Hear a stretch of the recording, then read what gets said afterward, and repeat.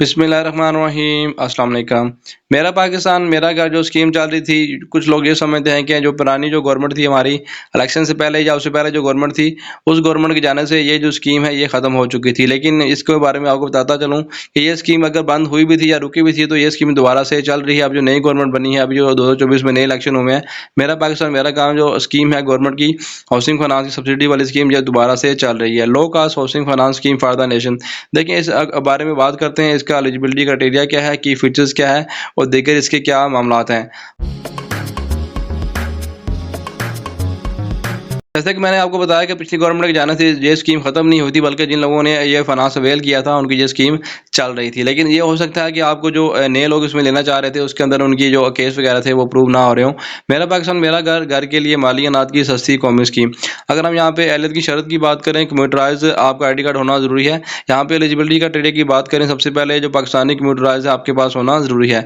आपका जो एप्लीकेंट है उसकी जो उम्र है वो 25 से 55 साल होना ज़रूरी है। मिनिमम जो उम्र है आपकी वो 25 साल हो और मैक्सिमम जो उम्र वो 55 साल हो। पहली बार किसी घर की मलकियत हासिल करने वाले फर्द। पहली बार से मुराद यह है कि अगर आपके नाम पर पहले कोई घर है तो आप इस स्कीम के अहल नहीं है। वही लोग ये स्कीम हासिल कर सकते हैं, वही लोग ये फाइनेंस हासिल कर सकते हैं जो पहली बार घर बनाना चाहते हैं या घर खरीदना चाहते हैं। रायती मार्कअप के साथ एक फ़र्द सिर्फ एक बार इस स्कीम को हासिल करने का अहल होगा। देखिए यहाँ पे एक चीज़ यह है कि अगर आपने किसी एक बैंक से ये स्कीम हासिल कर ली है, किसी एक बैंक से फाइनेंस करा लिया है, तो आप दूसरी जगह से इसको फाइनेंस नहीं करा सकते। आप अपनी लाइफ में वन टाइम ही ये स्कीम जो है वो इससे फ़ायदा उठा सकते हैं। यहाँ पे नुमाया खसूसियात की बात करें, बेनिफिट्स की बात करें तो मकान हो, अपार्टमेंट हो, फ्लैट हो या घर हो की खरीद, प्लाट में तमीराती खर्चात या पहले से मौजूद प्लाट पर तमीराती काम के लिए या ज़ाती रिहायशी मकान में तोसी इजाफा स्टेट बैंक के कायदे ज़वाबित के मुताबिक। देखिए यहाँ पे ना सिर्फ अपना घर बना सकते हैं बल्कि अपना घर खरीद सकते हैं। अपने घर के अंदर आपका पहले से घर मौजूद है, उसके ऊपर जो है वो आप मज़ीद एनहांसमेंट कर सकते हैं। जबकि आपके पास प्लाट है, अपार्टमेंट है, आपके पास जो है वो उसके ऊपर आप अपना घर तामीर कर सकते हैं। इसके लिए आपको माली जो है मुआवनत की जाती है। दराज़गुज़ार अपनी सहूलत के मुताबिक इस कर्ज़ की अदायगी कम से कम 5 साल और ज़्यादा से ज़्यादा 20 साल में कर सकता है। देखिए यहाँ पे जो मिनिमम टाइम पीरियड है कर्ज़ा वापस करने का वो 5 साल है, जबकि ज़्यादा से ज़्यादा जो टाइम है वो 20 साल में आप जो अपनी रकम है वापस कर सकते हैं। मुख्तलिफ ज़राए आमदन रखने वाले ज़्यादा से ज़्यादा 4 अफराद एक मकान के लिए शरीक दरख्वास्त बांध सकते हैं। देखिए यहाँ पे सबसे अच्छी चीज़ है आजकल, जैसे कि आपको हालात पता है, एक बंदा जो है वो अपनी इनकम से घर नहीं बना सकता, बहुत मुश्किल टाइम चल रहा है। तो इसमें एक चीज़ है कि हमें आम ज़ुबान में या बैंक की ज़ुबान में इसको इनकम क्लब कहते हैं। इनकम क्लब से ये मुराद है कि आप 4 लोग मिलकर एक घर खरीद सकते हैं। इससे पहले 2 लोग किसी स्कीम के अंदर मिलकर घर खरीद सकते थे, जैसे कि मियाँ बीवी हो, माँ बाप हो या जो ब्लड रिलेशन होते हैं वो आपस में 2 बंदे, उनकी इनकम क्लब हो जाती है, उनकी इनकम इकट्ठी होकर वो कोई गाड़ी वगैरह बैंक से लेते हैं या घर वगैरह ले सकते हैं। लेकिन अब इस स्कीम के अंदर 4 जो लोग हैं वो मिलकर घर जो है वो बना सकते हैं। जैसा कि ब्लड रिलेशन के अंदर मियाँ बीवी हो गए या उनके 2 बच्चे हो गए, बहन भाई शामिल हो सकते हैं। इसके अंदर 4 लोग मिलके अपने जो ज़राए आमदन है उसको इकट्ठा करके आप जो है वो कर ले सकते हैं। आप चारों की जो इनकम होगी उसको बैंक देकर आपके लिए एक इंस्टॉलमेंट प्लान बनाएगा, वो इंस्टॉलमेंट आप चारों ने मंथली अदा करनी होगी। कबल अज़ वक़्त अदायगी पर कोई जुर्माना नहीं। देखिए यहाँ पे अगर आप चाहें तो अगर आप उसको अर्ली एडजस्ट करना चाहते हैं, जो बैंक से आपने फाइनेंस हासिल किया है, अगर आप उसको अर्ली एडजस्ट करते हैं, फ़र्ज़ करें आपने 5 साल के लिए स्कीम ली थी या 10 साल के ली थी, तो आपने 2-3 साल के अरसे में आप चाहते हैं कि आपको बैंक को जो पैसे हैं सारे अदा कर दें, तो उसके ऊपर कोई जुर्माना, कोई इज़ाफ़ी टैक्स चार्ज नहीं होगा। दर्जा बंदी की यहाँ पे अगर हम बात करें तो यहाँ पे अगर पहली जो दर्जा बंदी है इसके अंदर अगर आपका घर 5 मरले का है, इसका जो अंदरूनी रकबा 850 मुरबा फीट तक होगा। फ्लैट अपार्टमेंट जिसका अंदरूनी रकबा 850 मुरबा तक होगा, 35 लाख तक जो आपकी अमाउंट है वो आपको मिल जाएगी। देखिए अगर आपका घर का 5 मरले तक का जो डिज़ाइन है पहली दर्जा बंदी के अंदर, उसके अंदर 35 लाख रुपये आपको अमाउंट दी जाएगी। दूसरी दर्जा बंदी के अंदर अगर देखें तो 125 मुरबा गज़ जो है 5 मरला तक घर, फ्लैट अपार्टमेंट जिसका अंदरूनी रकबा 1250 मुरबा फुट तक हो।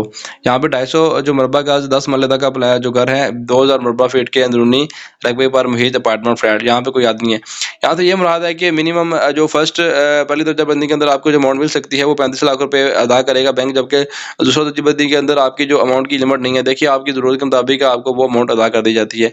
मकान की जो हद अक्सरियत कीमत है उसके अंदर घर, फ्लैट, अपार्टमेंट के लिए कर्ज की जो दरखास्त देते हुए मकान की मालियत निसाब के मुताबिक होनी चाहिए। देखिए यहाँ पे एक उन्होंने जो फाइनेंस की हद अक्सर रकम रकम तय कर दी है। इसके अंदर 27 लाख रुपए तक है पहली दर्जाबंदी के अंदर, जबकि दूसरी दर्जाबंदी के अंदर 60 लाख रुपए तक है और तीसरी के अंदर 1 करोड़ रुपए तक है। अगर हम यहाँ पे सबसे जो अहम बात है मार्कअप की बात करें, जो प्रॉफिट बैंक चार्ज करेगा या जो इंटरेस्ट चार्ज करेगा उसकी बात करें, तो इसके अंदर सबसे पहले जो पहले 5 साल है उसके अंदर 3% आपने अदा करना होगा पहली दर्जाबंदी के अंदर। अगर हम बात करें इसके अंदर दूसरी दर्जाबंदी के अंदर पहले 5 साल के अंदर तो 5% मार्कअप आपका चार्ज होगा, जबकि तीसरी दर्जाबंदी के अंदर आपका जो मार्कअप चार्ज होगा वो 7% चार्ज होगा। अगर हम इसमें मार्कअप की बात करें तो ये कोई बहुत बड़ी जो है वो परसेंटेज नहीं है। और नॉर्मल हम बैंक से लोन वगैरह लेते हैं वो आजकल तकरीबन 30+33% तक जो लोन है वो बैंक पर्सनल लोन वगैरह बैंक कस्टमर्स को, आम कस्टमर को देता है। लेकिन इस केस के अंदर मेरा घर मेरा पाकिस्तान स्कीम के अंदर अगर आप देखें तो जो यहाँ पे पहले 5 साल आपने सिर्फ 3%, 5% या 7% सिर्फ अदा करना है। दूसरे 5 साल की बात करें, 5 साल गुजरने के बाद नेक्स्ट जो 5 साल हो गए आपने इसके अंदर भी मिनिमम जो है वो 5 साल पहला दर्जाबंदी के अंदर देना है, जबकि दूसरे के अंदर 7% और तीसरे के अंदर आपने 9% अदा करना है। असल जो अमाउंट अगर हम देखें, अगर हम चाहते हैं, अगर हम समझते हैं कि हमें ये अमाउंट कब ज़्यादा देनी पड़ेगी या हमें घर कब महंगा पड़ सकता है, तो वो 10 साल के बाद जो है, 10 साल के बाद बैंक के मार्केट रेट लागू होंगे। 10 साल के बाद क्या होगा? 10 साल के बाद बैंक के मार्केट रेट लागू होंगे। देखिए 10 साल के बाद किसी को नहीं पता हालात क्या होंगे, तो इस वजह से जो स्कीम अगर फ़ायदा उठाना चाहते हैं तो उसको कम से कम अपने घर को फाइनेंस करें सिर्फ 10 साल या उससे कम अरसे के लिए। अगर आप 10 साल से ज़्यादा अरसे के लिए घर को फाइनेंस कराते हैं तो उसके लिए आपके लिए जो है आपको महंगा पड़ सकता है। आप ये कह सकते हैं कि उसके अंदर आपका जो मार्कअप रेट है वो ज़्यादा होगा, मे बी 10 साल बाद मार्कअप रेट क्या हो। आजकल जो मुल्की हालात चल रहे हैं उसके मुताबिक आइबर जो है वो 22.5% तक चल रहा है, तो मे बी 10 साल बाद हालात अच्छे भी हो सकते हैं, हालात इससे बुरे भी हो सकते हैं, इसमें बारे में कुछ कहा नहीं जा सकता। तो आप कोशिश करें इसको या तो कम से कम 5 साल रखें या 10 साल या इससे कम रखें, जिसके अंदर आपको जो मार्कअप पड़ेगा वो कम से कम पड़ेगा। हुकूमत की जानब से ज़ाती मकान के लिए कम मार्कअप के साथ माली अनाज की स्कीम। देखिए मेरा पाकिस्तान मेरा घर जो स्कीम है ये घर बनाने के लिए सब्सिडी के ऊपर जो मार्कअप आपको बैंक दे रहा है, ये स्कीमें तमाम बैंक्स के अंदर ऑफर होंगी, जिसके अंदर ना सिर्फ इस्लामी बैंक शामिल होंगे बल्कि कन्वेंशनल बैंक भी शामिल होंगे।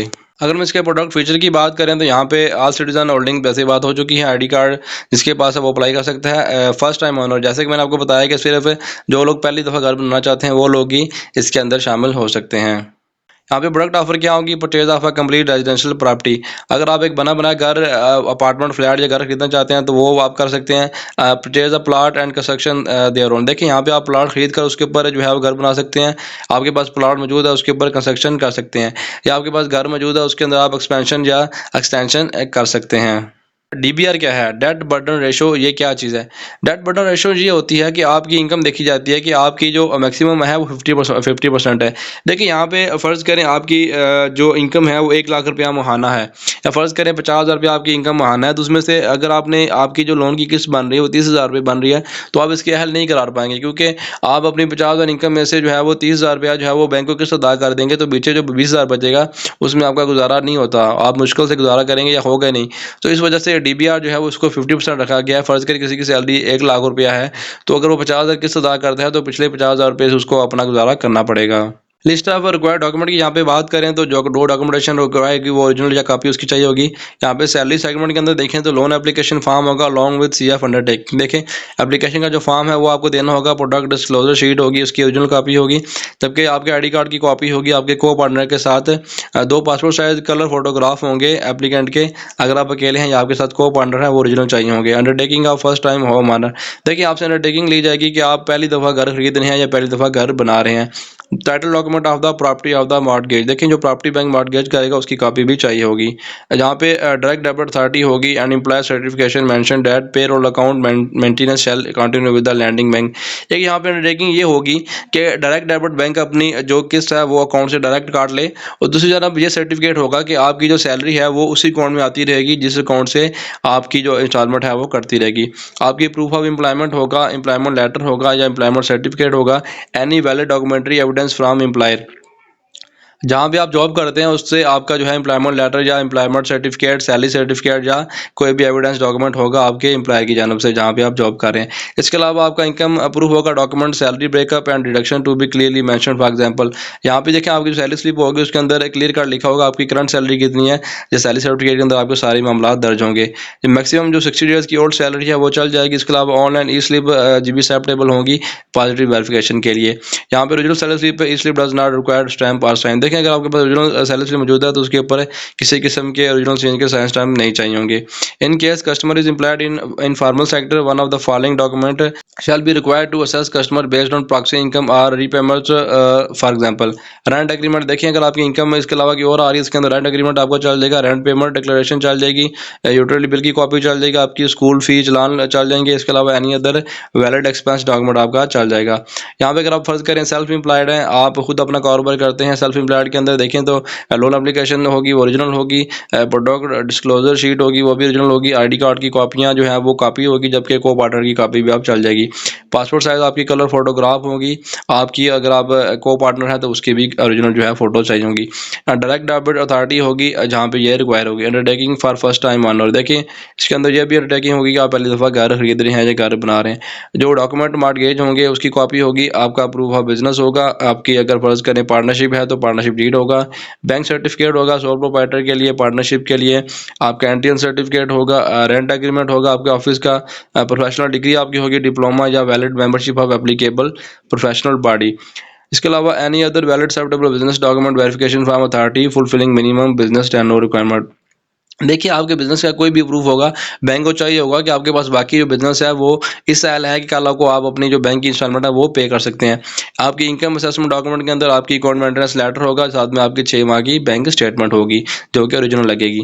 इसके अलावा 60 डेज़ की बैंक में जो स्टेटमेंट है वो भी एक्सेप्टेबल हो जाएगी, original bank statement with bank stamp भी एक्सेप्टेबल होगी। यहाँ पे अगर हम देखें तो इनफॉर्मल सेक्टर सेल्फ एम्प्लॉयड के लिए रेंट एग्रीमेंट होगा, रेंट पेमेंट डिक्लेरेशन होगी, यूटिलिटी बिल होगा, स्कूल फी चलान होगा, यानी अदर वैलिड एक्सपेंस डॉक्यूमेंट होगा। बैंक के जो इंटरनल डॉक्यूमेंट होंगे उसके लिए अगर हम बात करें तो इनकम एस्टिमेशन होगी, रीपेमेंट कैलकुलेशन शीट होगी जिसके ऊपर कस्टमर के साइन होंगे, ब्यूरो रिपोर्ट्स होंगी, रेजिडेंस वर्क प्लेस या document verification report including collateral verification होगी, वर्ल्ड चेक एंड नाटका चेक होगा, नादा वर्सेस होंगी, प्रॉपर्टी अप्रेजल शीट होगी, प्राइमरी लीगल ओपिनियन होगा, फाइनल लीगल ओपिनियन होगा, प्रॉपर्टी इंश्योरेंस मैंडेटरी होगी, मॉर्टगेज लाइफ इंश्योरेंस मैंडेटरी होगी। एक नज़र अगर हम इसको इंस्टॉलमेंट प्लान को देखते हैं तो यहाँ पे टेंटेटिव इंस्टॉलमेंट प्लान जो है वो दिया गया। फाइनेंसिंग अमाउंट अगर आपकी 1 साल से 5 साल तक है या 6 साल से 10 साल तक है उसके लिए क्या इंस्टॉलमेंट आपकी बनेगी। अगर आप 5 लाख का लोन लेते हैं तो आपकी मंथली इंस्टॉलमेंट 2700 होगी। अगर आप पहले 5 साल देखें तो 2700 होगी, अगले अगले जो 5 साल है वो 3175 होगी। इसी तरह अगर हम बात करें 10 लाख अमाउंट की तो पहले 5 साल 5446 होगी, जबकि अगले 5 साल 6351 होगी। 15 लाख के ऊपर देखें तो पहले 5 साल 8319 होगी, जबकि अगले 5 साल 9526 होगी। 20 लाख के ऊपर पहले 5 साल 11,092 किस्त होगी, जबकि अगले 5 साल के लिए किस्त 12,702 होगी। अगर हम बात करें 25 लाख अमाउंट की तो पहले जो 5 साल उसकी किस्त 13,865 होगी, जबकि अगले जो 5 साल हैं वो 15,877 होगी। 27 लाख के ऊपर पहले 5 साल जो इंस्टॉलमेंट बनेगी 14,974 होगी, जबकि अगले 5 साल 17,147 होगी। टायर 2 के अंदर देखें तो 5 लाख अमाउंट के ऊपर पहले 5 साल 3300 होगी और इसके अलावा अगले 5 साल 3750 होगी। 10 लाख के ऊपर पहले 5 साल 6600 होगी, अगले 5 साल 7501 होगी। 15 लाख के ऊपर जो है वो अगर हम देखें तो पहले 5 साल 9800 तकरीबन होगी और इसके अलावा अगले 5 साल 11,252 होगी। 20 लाख के ऊपर 13,199 होगी, 25 लाख के ऊपर 16,499 होगी, 30 लाख के ऊपर 19,799 होगी, 35 लाख के ऊपर 23,098 होगी, जबकि 60 लाख के ऊपर 39,597 होगी। तो ये थी आज की वीडियो मेरा पाकिस्तान मेरा घर के हवाले से। किसी भी सरकारी स्कीम के अंदर हमें जो है लाजमी अप्लाई करना चाहिए ताकि हमें इसका फ़ायदा हो सके। अगर हम इसके अलावा प्राइवेट किसी इदारे से लोन वगैरह लेते हैं तो वो हमें बहुत महंगा पड़ते हैं। उम्मीद है वीडियो आपको पसंद आई होगी। चैनल को सब्सक्राइब कर लें। दुआ में याद रखें। अल्लाह हाफिज़।